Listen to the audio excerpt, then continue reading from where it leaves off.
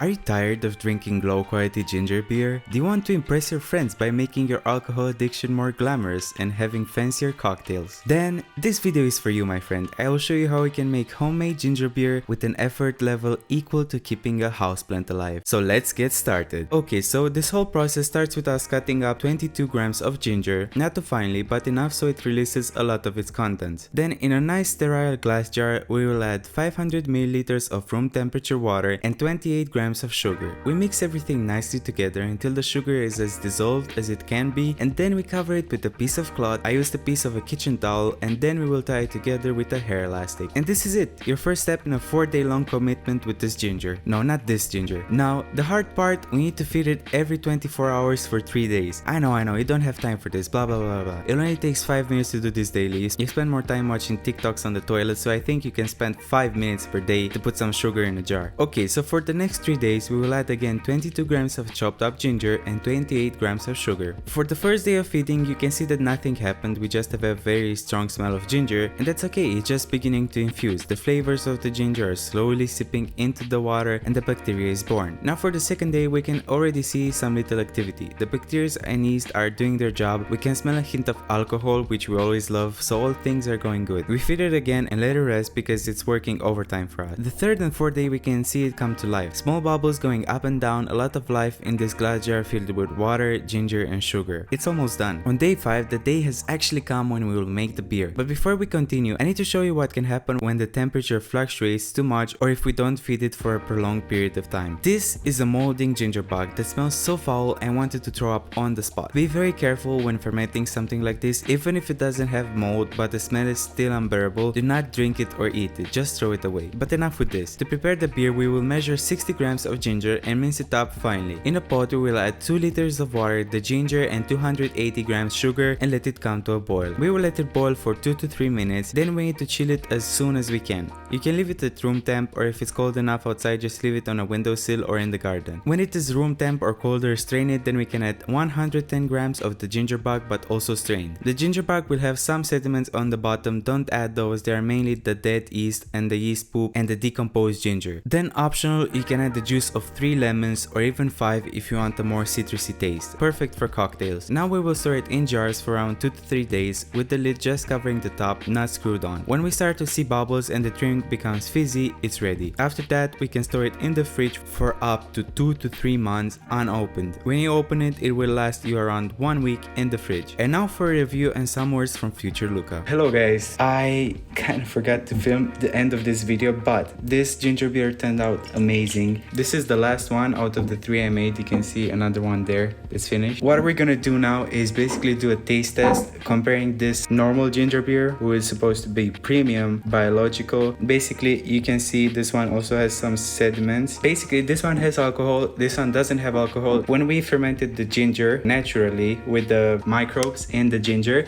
basically they ate sugar. We fed them every day. They turned it into gas and also alcohol. And as you can see, the color is really nice. If I mix it up, because you need to mix it up to incorporate the sediments, you will see that this is quite fizzy. It's exactly as it should be. I don't know if you can see, but the top here is a little bit up. First, we're gonna try the commercial ginger beer. Perfect. Let's taste it. Let's see how it is. As you can see, the color is not as powerful. We'll do the taste test for this. Amazing. It's very spicy, but not in a natural way. Like it's pepper spicy in a liquid form, which is not really pleasant. So I'll give it a try again.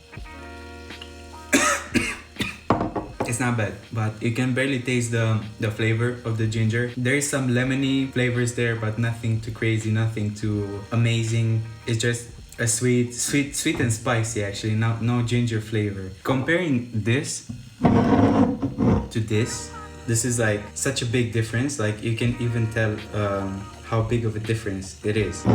Okay guys, now I try my ginger beer. As you can see, it's really fizzy. I don't know if you can see.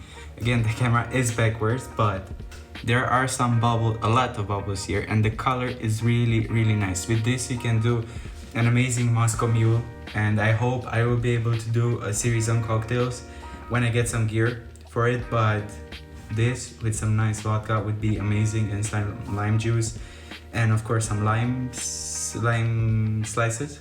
But yeah, cheers, and let's give it a try. Amazing. I don't even want to spit it out. It's really good. The flavor is really powerful in this one. The thing is, of course, this is old. Like, this is almost 1 month old. How long can you preserve this actually? Basically, if you don't open it, you can keep it as much as even 3 months only in the fridge, because when we put it in the fridge, it stops the fermentation. Because if you keep it outside, as you saw in the process of making it, you only need to leave it for 2 to 3 days so it gets the bubbles. And after it gets the bubbles, you put it immediately in the fridge, and then it can last up to 3 months unopened. When you open it up, it should last you about a week or so. After the taste becomes more dull, it's more yeasty because the yeast inside dies. This is basically what happens when you put it in the fridge, or doesn't necessarily die but goes into hibernation.